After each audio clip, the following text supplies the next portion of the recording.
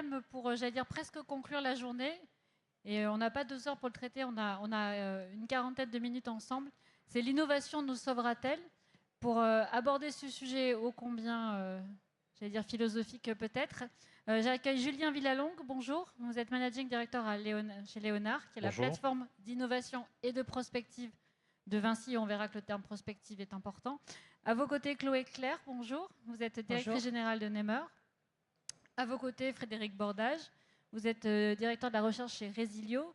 Et vous me direz si je me trompe, vous êtes conseil en numérique responsable. On verra derrière responsable qu'est-ce qu'il se cache. Et à mes côtés, bonjour, Cédric Denis-Rémy. Vous êtes vice-président de développement, innovation et entrepreneuriat à l'université PSL. Et on verra aussi que le terme entrepreneuriat est très important dans l'innovation. Peut-être avant de rentrer un peu plus dans les détails du sujet, une première question qui, je pense, est important peut-être de définir le contour de ce que l'on va évoquer ensemble. Qu'est-ce qu'on met dans le terme innovation? C'est souvent perçu comme le synonyme de technologique. Or, ce n'est pas que ça. Peut-être, Cédric, commencer par vous. Merci beaucoup, bonjour à toutes et tous. Alors bon, la bonne nouvelle, c'est que de l'innovation, on va en trouver plein à l'université. C'est souvent le premier point, on n'y pense pas toujours. Peut-être un mot sur l'université PSL. C'est une jeune université qui a 10 ans. Et donc, ce sont des grandes écoles françaises, l'école des mines, l'école normale supérieure, le Collège de France, l'Institut Curie, qui ont décidé de créer une université il y a 10 ans pour répondre aux grandes questions de société qui s'adressent, et dont celle qui nous amène aujourd'hui, notamment celle de l'adaptation, du changement climatique, notamment. Comme vous l'avez dit, dans l'innovation, il y a différentes facettes. Alors, ça dépend de quoi on parle. On peut parler d'innovation incrémentale, on peut parler d'innovation d'usage. Pour vous donner un exemple à l'université, vous savez, quand on avait un système de classe prépa, un système de licence, on a créé des systèmes alternatifs. Notamment, on a fait une licence qui s'appelle Sciences Monde Durable pour préparer nos jeunes étudiants à la question du développement durable, mais aussi de tous les enjeux des ODD sur ces questions-là. Et puis, un des sujets où moi je serais intéressé de discuter aujourd'hui, qui est l'innovation, on va dire, assez dure, donc cette innovation technologique, qui est généralement une transformation issue de la science, des recherches assez longues et qui vont à un certain moment rencontrer un marché, et on pourra y venir un peu plus en détail. Absolument. Peut-être demander à votre voisin, Frédéric Bordage, quand on parle déjà de numérique responsable, on a presque un début de réponse à la question. L'innovation pour vous, c'est quoi? Pardon? L'innovation pour vous, c'est quoi? Alors l'innovation pour nous, donc moi je représente un collectif d'acteurs engagés sur... Oui, il faut bien tenir le micro près. Il faut manger le micro. Un collectif d'acteurs engagés sur ces sujets depuis 20 ans.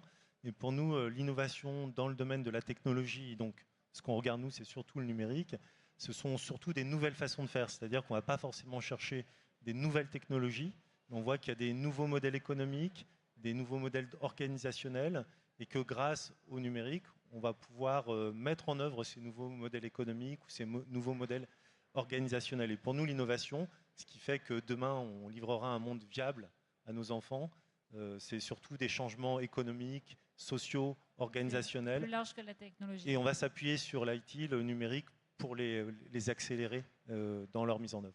Même question pour vous, Julien Villalongue. Quand on fait de l'innovation et de la prospective, on imagine que ce n'est pas que technologique chez vous, l'innovation?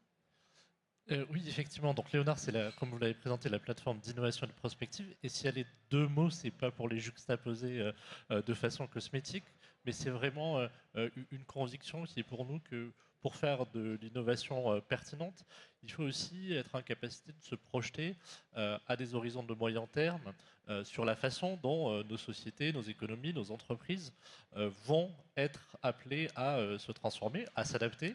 C'est la thématique de la journée. Oui. Et une innovation, elle peut être technologique, elle peut être de business model, elle peut être très peu technologique également. Ce qui est important pour nous, et c'est pour ça qu'on fait de la prospective aussi, c'est qu'elle adresse les bons sujets.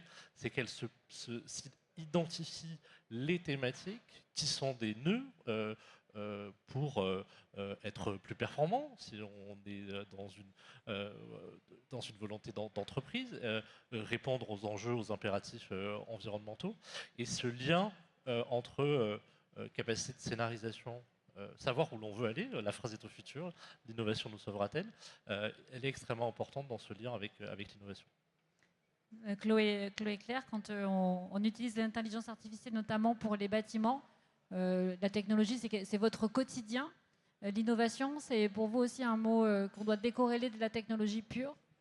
En fait, pas nécessairement décorrélées, mais en fait, des innovations, il y a pu y en avoir et aujourd'hui, elles sont facilement utilisables. Si je prends sur le bâtiment, et tout à l'heure, la table ronde précédente l'a noté, aujourd'hui, pour rendre un bâtiment adaptable en 2050, aussi bien sur les risques climatiques que sur la réno énergétique, on connaît globalement les technologies. Il y a des choses un peu de rupture, mais enfin, globalement, 95% de la R&D est faite.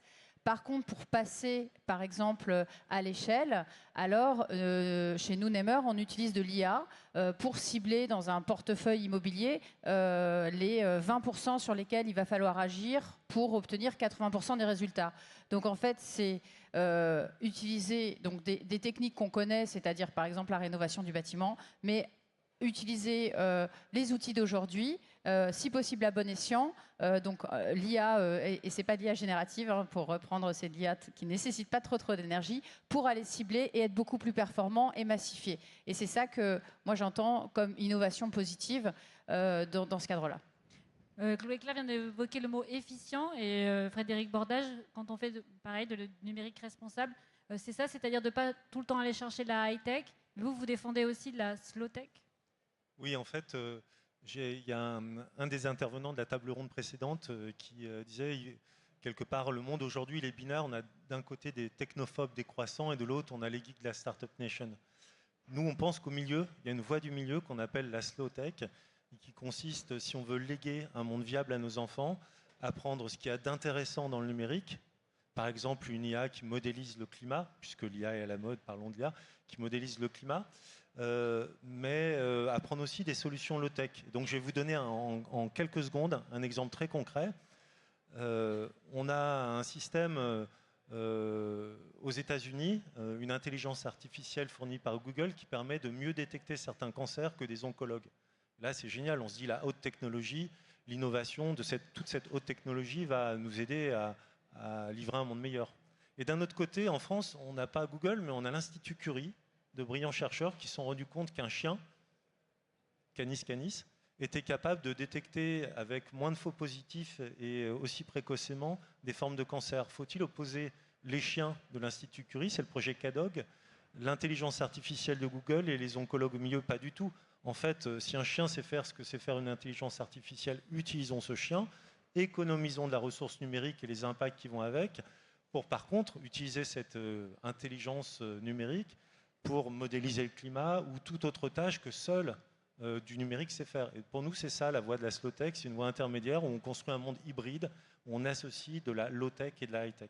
Et nous, pour nous, l'innovation, elle est dans ce modèle hybride, en fait. Julien Villalongue, le modèle hybride? Quand on fait de la prospective, et singulièrement quand on s'intéresse au scénario, par exemple, d'énergie-climat, alors vous en avez pléthore, RTE, l'ADEME, on a en réalité, pour atteindre les objectifs qu'on se fixe, qui sont en général des objectifs sur notre consommation de carbone, sur notre empreinte carbone, 3 leviers pour les atteindre.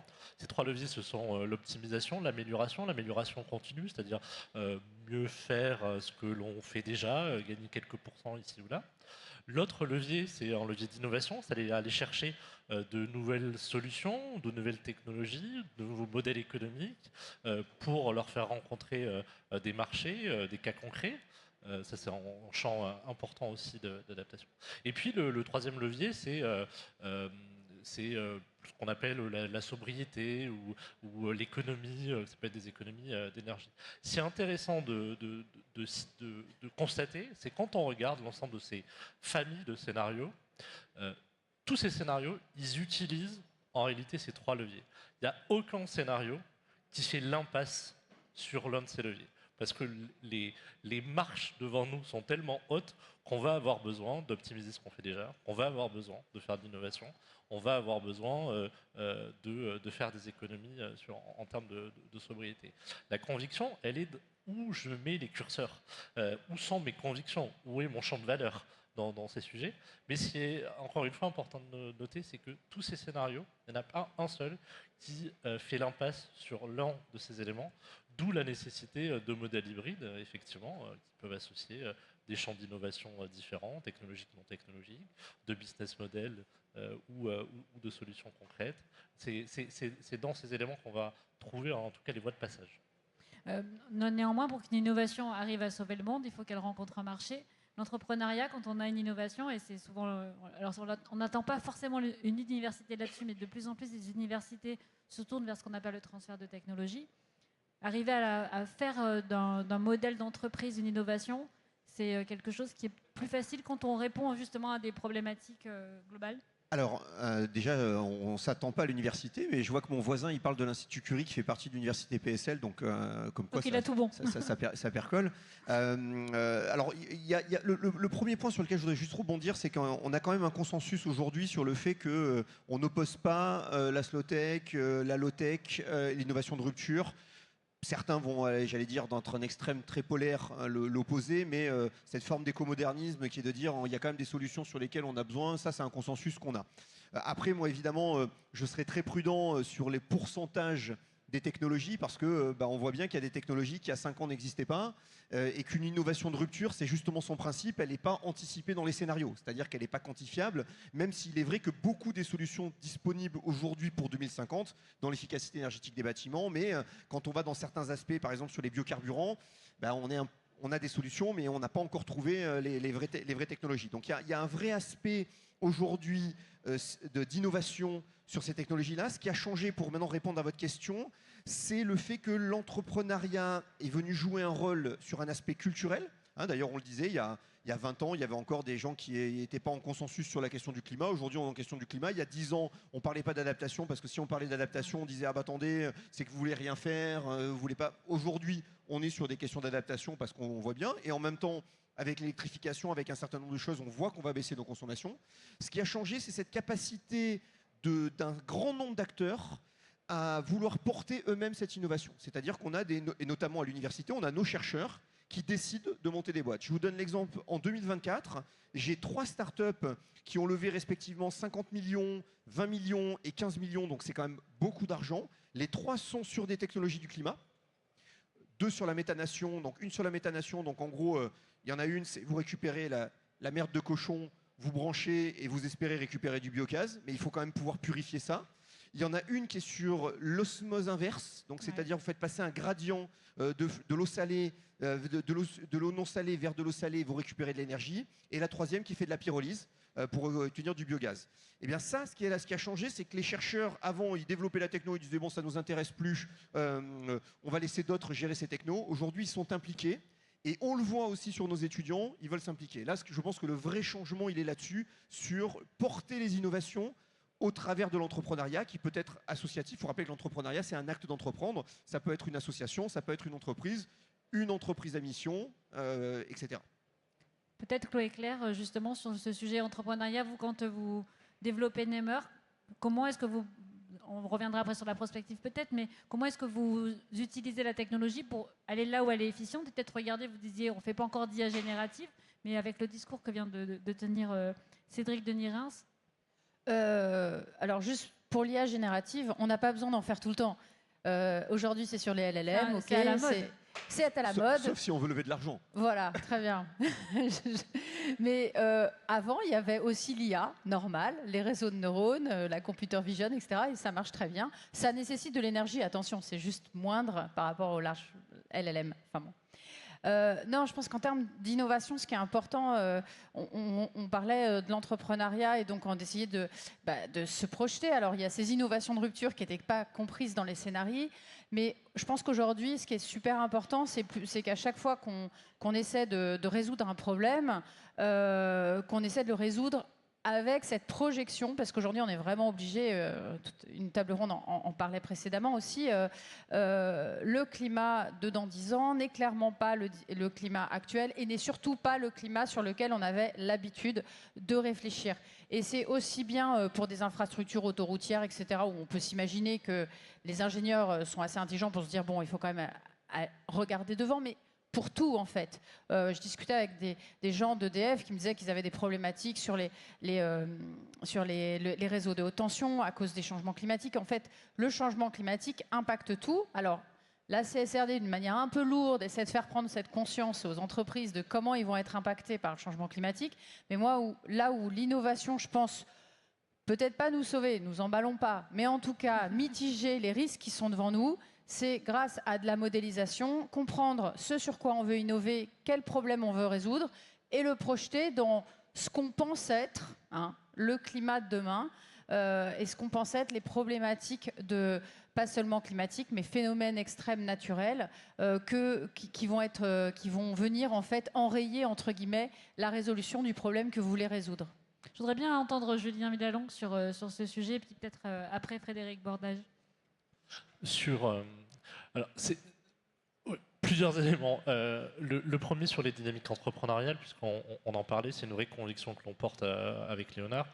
Ce que l'on fait, on a la coutume de l'appeler de l'innovation entrepreneuriale. On accompagne des entrepreneurs qui effectivement portent des solutions, qui adressent un marché et qui ont une vocation aussi de faire passer à l'échelle leurs solutions. Si on veut maximiser l'impact de ces solutions, c'est-à-dire si on veut contribuer aux transformations, qu'elles soient environnementales ou sociales ou économiques, il faut être en capacité d'avoir un impact important. Et l'acte entrepreneurial, parce qu'il a vocation justement à maximiser la diffusion des solutions qu'il porte, nous paraît être un moteur important de la diffusion.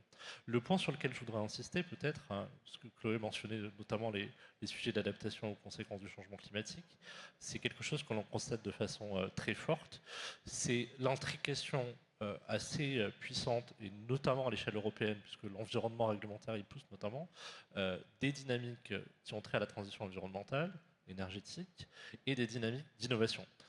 Et ces deux sujets, quand on regarde ce qui se passe dans l'entreprise, sont extrêmement connectés. Pourquoi ? Parce que les innovateurs voient un marché de transformation. La transition environnementale, notamment par les leviers réglementaires qu'elle a mis en place, pousse les entreprises, pas que la CSRD, mais d'autres dispositifs, pousse les entreprises à se transformer. Et pour réagir dans ce nouveau paradigme, on a besoin de solutions. Les entrepreneurs l'ont bien compris, il y a des innovations qui existent déjà et dont il faut accompagner la mise sur le marché. On cite assez régulièrement un des rapports du GIEC qui met en avant que 80% des solutions existent déjà pour qu'on aboutisse aux cibles que l'on s'est fixées d'ici 2030. Puis l'enjeu, c'est plutôt de les diffuser. Et l'entrepreneuriat est important. Mais cette connexion extrêmement forte entre les dynamiques de transition environnementale et les dynamiques d'innovation sont extrêmement fortes. Les investisseurs, preuve à la PSL, aussi ont un appétit pour financer ces dispositifs. Une table ronde tout à l'heure mentionnée Team for the Planet, par exemple, est un dispositif participatif aussi assez intéressant qui a fait sa thèse d'investissement sur ces sujets. Et effectivement, quand on se projette à des horizons de moyen terme, on voit que ces enjeux environnementaux, que ce soit de l'adaptation, la réduction de nos empreintes carbone, de matière, de préservation des écosystèmes, elles sont très structurantes pour nos économies, singulièrement pour les entreprises, singulièrement pour les entreprises sur lesquelles Vinci intervient, c'est des entreprises de construction, de mobilité, d'énergie, qui sont au cœur de ces enjeux environnementaux. Frédéric Bordage. J'ai perdu la question. Vous avez perdu la question.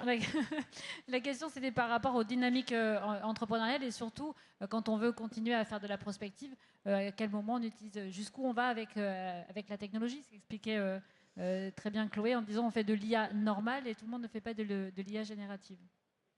Je ne vois pas le sujet comme ça en fait. Simplement, moi je pense que là on parle très entrepreneuriat. Et je pense que la question de fond de la table ronde qui est l'innovation va-t-elle sauver le monde, je pense qu'il y a un truc qu'on n'a pas compris, c'est que c'était aussi une question de posture simplement de la société, de la civilisation. Et il faut qu'on redevienne ingénieux, tous. C'est-à-dire que ce n'est pas juste les entrepreneurs sauveront pas le monde. Il faut que chacun d'entre nous, nous redevenions ingénieux, sobres et raisonnables dans nos usages de la technologie. C'est ça qui va nous permettre de livrer un monde viable à nos enfants. C'est ça. Je veux dire, l'enjeu, il est là. Et donc, ça a été dit plusieurs fois, 90% des technologies qu'on utilisera demain, Philippe Biwix le disait très bien, la ville de demain, elle est là. Voilà. Donc maintenant, c'est qu'est-ce qu'on fait avec ce qu'on a à notre disposition. Il va falloir devenir les MacGyver du monde de demain. C'est-à-dire que ce qui est ingénieux, ce qui est innovant, c'est on prend la boîte à outils qu'on a aujourd'hui à notre disposition et comment on utilise ces technologies, et comment on les assemble, on les réarticule entre elles. Voilà, et comment, en tant que civilisation et que peuple français, européen et terrien, on regarde cette boîte à outils qu'on a à notre disposition. Si on attend que Elon Musk et le reste des entrepreneurs sauvent la planète, on est mal barré, de mon point de vue. J'aime beaucoup le MacGyver. Quand vous avez dit le MacGyver de... Ouais, pas tout le monde là, le MacGyver. Hein. Ouais. Le MacGyver, c'est Non, être ingénieux, quoi. Tout à fait. Non, mais j'ai beaucoup aimé la formule. Compte tenu de la population, je pense que tout le monde a compris. Oui, mais c'était la formule complète qui me manquait. Peut-être pour revenir à la fois sur quelque chose que vous avez dit, surtout Julien et Chloé, est-ce qu'il faut que la réglementation limite l'innovation ? Alors, juste avant de répondre à cette question, je voudrais bien rebondir sur mon collègue à ma gauche, parce que il y a un des points qu'on va partager, c'est que aujourd'hui, l'innovation a remplacé le mot progrès. C'est-à-dire qu'on a vécu longtemps dans une période en termes de progrès, dans une société qui voulait du progrès scientifique, du progrès en termes de qualité de vie. Et on a vu une apparition dans les années 2010, notamment au niveau de la Commission européenne, mais un peu partout, de ce mot innovation, et qui est intéressant, qui est un joli mot, mais qui est plutôt une notion où on va résoudre des problèmes. Et donc je pense qu'il y a une posture quand même intellectuelle, et alors ça c'est mon aspect personnel, mais il faut être optimiste. Hein, moi je suis très optimiste sur la transition. Pourquoi ? Parce que sur la transition, on va y arriver. Alors après, on peut discuter la question du temps où il y a des problématiques, mais voilà, l'électrification, il y a plein de choses qui vont nous permettre d'aller vers une transition. Donc je pense qu'il faut, voilà, il y a la question de est-ce qu'on va sauver, ça sous-entend qu'on va tous mourir. Alors la réponse est oui, on va tous mourir. C'est pas un scoop, ça. Voilà, c'est pas un scoop. Maintenant, c'est effectivement des conditions de vie là-dessus. Donc ça, c'est le premier point. Le deuxième point de la réglementation, oui, c'est un des leviers. C'est un des leviers comme tous les leviers que l'on a. La réglementation est un des leviers parce que ça permet, ça a été beaucoup discuté dans les tables rondes précédentes sur faut-il réglementer les aspects de la Commission européenne. Et on a beaucoup réglementé. Alors je vais prendre un exemple peut-être intéressant sur le climat, c'est qu'on en discutait tout à l'heure, c'est qu'on a beaucoup réglementé sur les aspects soufrés, sur les émissions dans l'atmosphère des usines, et que du coup on a de moins en moins de particules qu'on relâche dans l'atmosphère, notamment des NOx et autres, qui est une très bonne chose, mais ça va avoir pour effet d'accélérer un petit peu l'augmentation de température. Donc il va falloir s'habituer, ça c'est un des sujets qu'on va voir apparaître, à ce que même si on fait plein d'efforts, la courbe de température elle va accélérer un petit peu. Voilà, et donc la notion de temps là-dessus, il va falloir s'y projeter. Mais oui, la réglementation est un des outils, un des leviers que l'on a pour assurer la transition. Julien Villalongue, alors qu'on en fait de la prospective, vous êtes d'accord avec ce que vient de dire Cédric ? Oui, sur la réglementation, il faut toujours des réglementations intelligentes. C'est difficile de savoir ce qu'est une réglementation intelligente ou pas. Moi, c'était plus le constat que je mentionnais. Effectivement, quand vous regardez le secteur du bâtiment, on a eu un champ de réglementation important sur la réglementation environnementale 2020, qu'on appelle RE 2020 dans le jargon, le décret tertiaire sur le fonctionnement, les enjeux d'économie circulaire avec des clauses sur les marchés publics. Ça donne des cadres de référence. Ce qui est important quand on regarde ces réglementations, c'est qu'elle ait une forme de stabilité, de cadre de projection, des horizons de moyen terme, et c'est ce qui est assez intelligent, je pense, dans la réglementation environnementale 2020, c'est qu'elle donne des cibles à des horizons de moyen terme.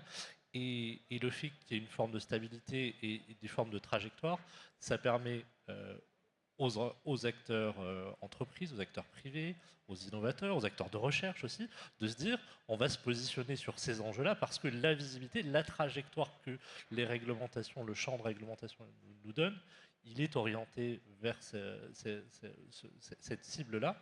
Et donc, on va pouvoir se concentrer sur les sujets. Au final, ce n'est pas tellement l'innovation qui va nous sauver, c'est notre capacité collective, que nous soyons politiques, académiques, acteurs privés, à inventer les bonnes solutions dans ces nouveaux changements de paradigme et à bien identifier ces nouveaux changements de paradigme. Le sujet climatique en étant, on pourrait prendre d'autres sujets sur l'accession à la propriété, sur la pauvreté dans le monde, sur les enjeux migratoires. Donc, vous pouvez multiplier ces enjeux. C'est notre capacité à identifier les vraies clés, enfin les vrais points d'inflexion dans ces changements de paradigme, à identifier que ce sont bien ceux-là sur lesquels on veut travailler collectivement et inventer les bonnes solutions en réponse à ces enjeux. Oui, Chloé. Ouais, pour rebondir sur ce que tu dis, Julien, je pense que, et ce qu'on a dit, 80% des innovations sont déjà faites, etc. Je pense que la question, c'est vraiment le passage à l'échelle de ces innovations. Et en fait, en start-upper, on parle de POC, etc. Il faut clairement arrêter tous ces POC et mettre tous nos efforts dans le passage à l'échelle des solutions qui fonctionnent, parce qu'il y en a déjà plein. Donc c'est bien qu'il y ait un petit noyau de gens qui réfléchissent aux solutions pas encore inventées. Mais la réalité, c'est que si on se concentrait clairement à 80% sur ces solutions qui fonctionnent en passage à l'échelle, on y est, on y sera. Donc on pourra, j'espère, sauver On pourra répondre la oui à la planète, question. peut-être. En J'espère. tout cas, on va retenir de cette table ronde qu'il faut donc être des my givers du climat, en tout cas de la transition, et de rester positif et de penser aussi peut-être progrès et pas toujours innovation. Merci à tous les quatre pour ce débat passionnant qu'on doit malheureusement interrompre mais qui était très intéressant.